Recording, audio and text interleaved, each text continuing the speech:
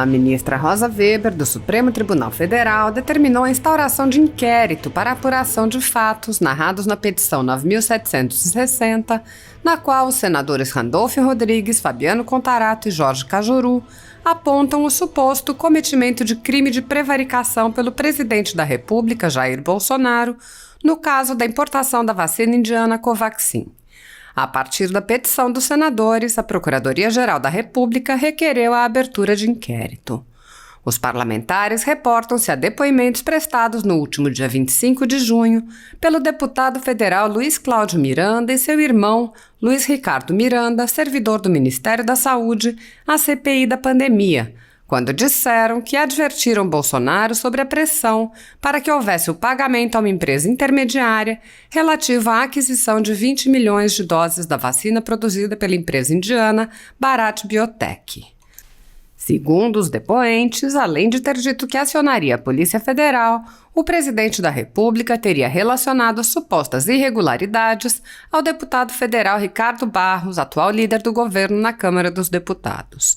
Para a Procuradoria-Geral da República, a despeito da dúvida acerca da titularidade do dever descrito pelo tipo penal do crime de prevaricação e da ausência de indícios que possam preencher o respectivo elemento subjetivo específico, isto é, a satisfação de interesses ou sentimentos próprios dos apontados autores do fato, é preciso que se esclareça o que foi feito em termos de providências tomadas após o encontro dos irmãos Miranda com Bolsonaro. A ministra Rosa Weber considerou que a suspeita de prática pelo chefe do Poder Executivo de crime consistente no possível retardamento indevido de ato de ofício afasta a imunidade penal temporária do presidente prevista na Constituição Federal. A conduta eventualmente criminosa atribuída ao chefe de Estado teria sido por ele perpetrada no atual desempenho do ofício presidencial, a afastar, de um lado, a norma imunizante do artigo 86, parágrafo 4º da Constituição e atrair, de outro, a competência originária desta Suprema Corte para a supervisão do procedimento penal apuratório, disse a relatora. A ministra também considerou desnecessária a autorização da Câmara dos Deputados por tratar-se de inquérito e não de ação penal. A ministra anotou: a prévia anuência da Câmara Federal, por sua vez, constitui requisito de procedibilidade da ação penal, não tendo lugar nessa fase pré-processual de investigação. A ministra Rosa Weber autorizou, entre outras diligências, a solicitação de informações à Controladoria-Geral da União, ao Tribunal de Contas da União, à Procuradoria da República no Distrito Federal e à CPI da pandemia sobre a pendência de procedimentos relativos aos mesmos fatos e, em caso positivo, compartilhamento de provas e a oitiva de testemunhas. As informações prestadas pela empresa Precisa Medicamentos à CPI têm indicativos de serem bastante consistentes. O empresário afirma de maneira contundente que os irmãos Miranda mentiram e mentiram muito à comissão. É claro que é preciso apurar tudo para que tenhamos, ao final, uma conclusão segura sobre todos os fatos. Queremos que tudo venha à luz da verdade. Segundo a empresa, o invoice que o servidor disse ter recebido dia 18 de março somente foi enviado por ela ao Ministério da Saúde no dia 22, uma segunda-feira, ou seja, 2 dias depois dos irmãos Miranda terem estado com o presidente da República. Isso leva a crer que falaram com o presidente sobre supostas irregularidades na compra da vacina Covaxin sem lastro em qualquer documento. Ou seja, quando sequer existiam os erros formais no invoice. Se isso realmente se confirmar, estaremos mais uma vez diante de uma situação vexatória para a CPI. Mais uma vez, o assodamento do G7 coloca a comissão em uma situação embaraçosa. Na ânsia de prejudicar o governo do presidente Bolsonaro, antecipando as eleições de 2022, terminam gerando factoides, que duram pouco. De qualquer forma, uma coisa é certa. Enquanto a CPI se nega a investigar casos bem flagrantes de corrupção e foca somente o governo federal, está servindo para testar a lisura dos atos da gestão Bolsonaro.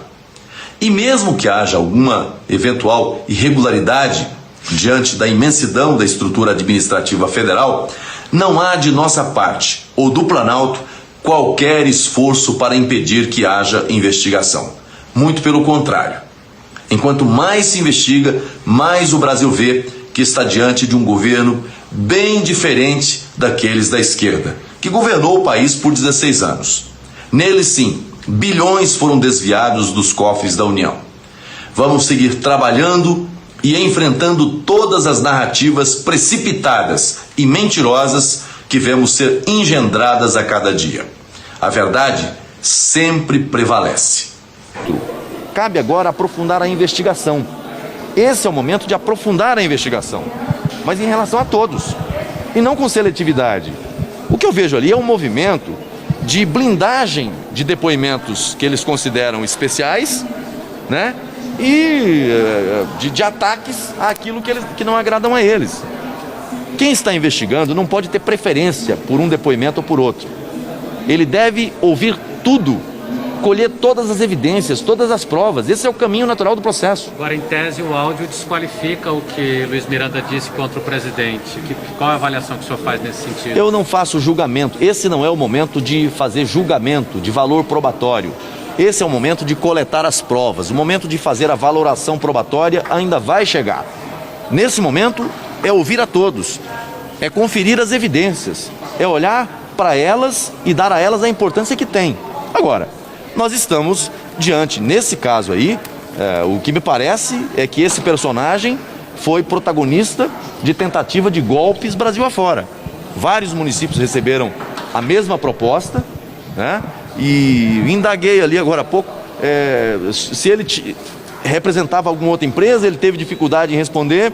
Quando eu falei o nome de uma pessoa que era do ciclo de relacionamento dele, aí ele falou, não, algumas e tal. Ele se apresentava, pelo o áudio que eu mostrei, como diretor-geral da Janssen. Bom, a AstraZeneca já negou que tenha representação, empresa fazendo essa mediação, ou pessoa fazendo essa mediação. Olha, agora, a maneira como ele trata as coisas é de uma fragilidade, porque o nível de informalidade, de extraoralidade é tão grande que seria o caso de, ao final dessa CPI, talvez seja o primeiro momento em que a CPI possa fazer com que alguém saia daqui preso. E se não sair daqui preso em razão de mentir na CPI ou da tentativa de passar um golpe nos municípios brasileiros, o que é um caso triste, lamentável. A gente está no meio de uma pandemia e vendo pessoas se valendo desta necessidade, dessa escassez, e aí vai lá propor 400 milhões de doses de uma farmacêutica que até agora produziu 600 milhões de doses. Então você acha que ele prometeu, antes de tudo, que ele não ia entregar? Veja, assim, primeiro é preciso, assim, uma coisa é a acusação de alguém que teria cobrado, exigido valor indevido. Isso é algo que tem que ser investigado, sabe? Não é porque alguém está numa prática criminosa que, de repente, um servidor público tenha, diante dessa situação, cometido outro crime. Eu acho que cada crime deve ser apurado dentro do seu contexto. Se houve realmente, né, a cobrança de vantagem indevida, ela deve ser apurada, as provas devem ser apresentadas, e se isso acontecer, os responsáveis punidos, enquadrados na forma da lei. Eu não faço defesa de quem comete crime ou de quem teria cometido, não estou pré-julgando, estou dizendo que tem que apurar. Agora, são duas coisas distintas.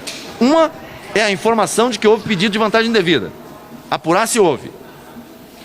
E dois, apurar a conduta dele, que se diz representante da AstraZeneca, através da empresa que ele diz fazer parte, mas não tem contrato, é uma relação informal. E no meio do depoimento eu apresento evidências e ele confirma de que ele também representa a vacina da Janssen. Vocês estão tendo a dimensão do nível de relação que esse cidadão...